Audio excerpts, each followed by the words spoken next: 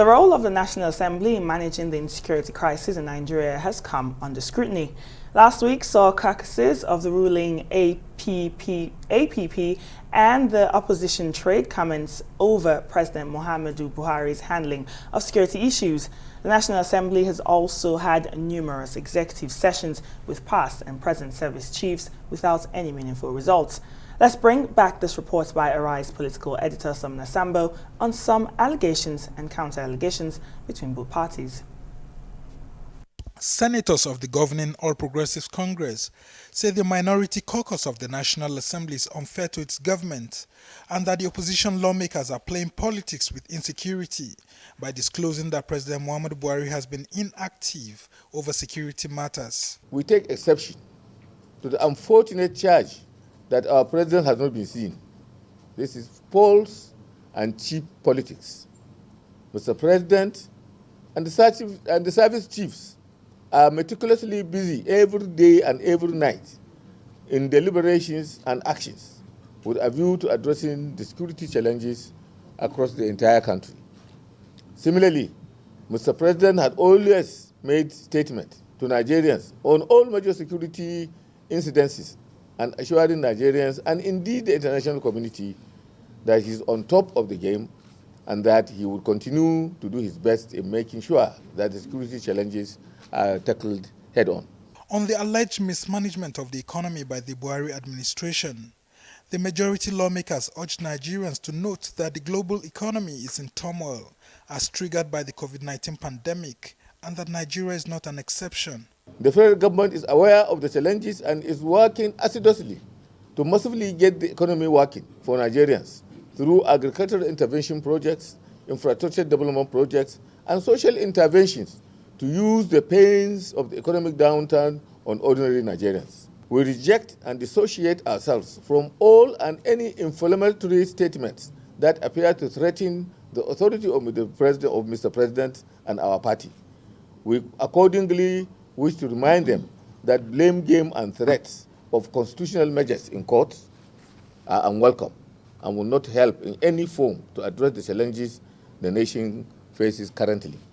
Finally, the APC caucus strongly and unreservedly supports the administration of President Muhammadu Buhari as we continue to work in addressing the economic, security, health and social development and other challenges that beset our nation. Unlike Tuesday's briefing by opposition lawmakers, which had both senators and House of Representative members in attendance, only APC lawmakers in the Senate briefed journalists on behalf of the ruling party. Many APC senators unhappy with the insecurity in the country were noticeably absent at the briefing. Some of the senators present also shied away from the cameras. Sumner Sambo, Arise News. Well, for analysis, let's turn to Arise analyst Dr. Sam AMADI. Dr. Sam, glad to have you join us in the studio here this evening. Let's start this way. Do you think the NAS has played its role concerning the security in the country? And if I may add, what will that role indeed be? Well, based on constitutional design, the National Assembly is a co-manager of the economy, the security. That's what the constitutional design is. So oftentimes we talk about the presidency, which is executive power, but essentially the state is a co-manager. They support with legislations, and oversight is not what they do, some kind of conversation with service chiefs in camera, or off camera, by the way, in what they call executive session. So the National Assembly has responsibility to generate laws based on looking at the issues, to also launch initiatives. We've seen across the world that when you have this kind of long-running insecurity crisis at existential level that threatens national unity, you would expect some level of heavy lifting by the National Assembly in terms of either a parliamentary commission. They've really done nothing.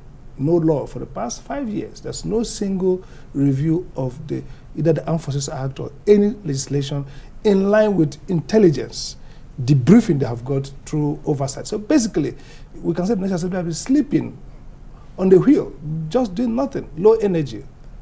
And they resort to either blaming or supporting the presidency, as we're seeing. It shows that probably they they probably don't understand that they are critical to driving any viable solution.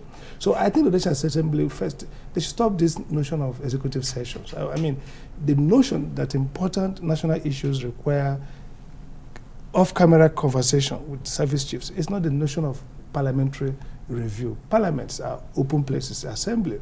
And so even if you are going to, and when you need executive confidential briefing, it's simple. They write to you. For example, the U.S. committee chairman in some sensitive security issues will tell you they have received communication that are classified.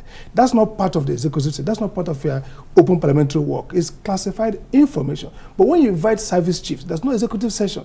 You're inviting them for a legislative inquiry, and it should be open. And so what we've seen is a total lack of understanding about legislative work, particularly this National Assembly.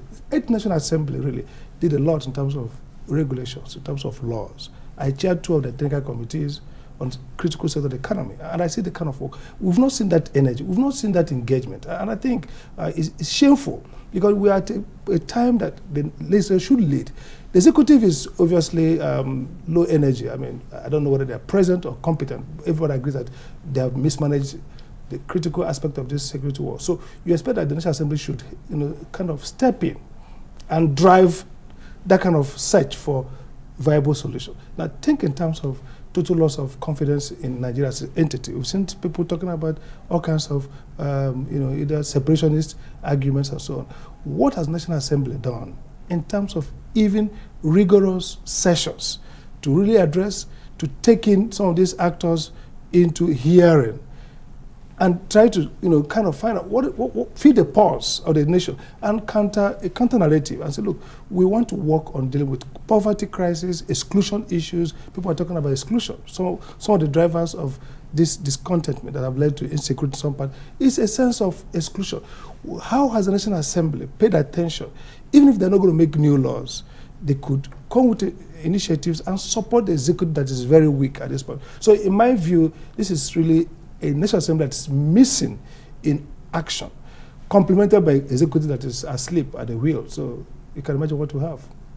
Well, Dr. Sam, you've really hit the nail on the head on explaining how the National Assembly has been quiet, or their lack of input in really mitigating these insecurity issues in Nigeria. So now what can they do to be more effective to the people? I think the first thing at this point, with the level of crisis we're in, there should be a parliamentary commission. And the idea of a parliamentary commission is this. You see, there are too many assumptions about this war. For example, we might think that the service chiefs are getting it right, okay? We might think that the financing, the procurements are happening well. We've seen allegations of serious misapplication of funds, okay? The commission, which is a bit up of people with expertise, maybe retired generals, some security experts, civil society leaders, professionals. You put them together, and they have the parliamentary support, bipartisan, across the two parties. And their job is to look, interrogate, review properly, and come to the National Assembly and print a report. Now, throughout these 6 years of insecurity or more, we've not seen any serious report. Nobody has done any rigorous work that says, look, this is where the problem is, this is what we are seeing. We have narratives and anecdotes. Maybe Governor Rufai says what he says in Kaduna, or Tom talks about the impulse it gets from Benue. Imo State Governor comes on air and talk about there's no serious government, congressional or executive rigorous report about what has been happening. And so at this point, you really want to see people move away from politics to governance, because it's a crisis that can consume the country. And so I think the first thing they need to do is that they should see parliamentary work is not always done by parliamentarians. So they don't need to have themselves come and say, let's interrogate. No. Set up a parliamentary commission, authorize, and say, look, these 10 people, your job is to look in 3 months, give us a complete, and then backed by law, which means that all the agencies will open up their processes to them, so that this idea of under the carpet transactions, nobody really knows, because Nigerians used to talk about secrecy of security. That's not true. If you look at the U.S. Congress, if you look at how even Dick Cheney, all the critical security issues are opened up for parliamentary inquiry, the National Assembly ought to have a right to know everything, because that's why the National Assembly, even the secret codes, the secret security issues, they should brief them. even if it's in private. So the idea here is that the National Assembly should now do more serious work that look at where is the problem, where is the diagnosis, what is the solution, and then move off and consult Nigerians who probably have, even non-Nigerians who probably have more idea about solving this problem. You said even if it's secret or security, that the parliament ought to be briefed, even if it's in private. Yeah. And I'm wondering, isn't that reason? I'm going back to you talked about sessions, yes, with the service chiefs. Yeah. So isn't that the essence? No, there's a difference here. You see, when you need to be briefed, it's not part of normal parliamentary work. So that's what they go to Villa, okay? They have meetings. So you go to meet the president. They give you special briefing, classified. And you keep it to yourself. You even take your spouse, because these are very few issues. For example, if Nigeria is about to launch a war or hit a country, before it's declared, they may brief the heads of committees, not all parliamentarians, okay?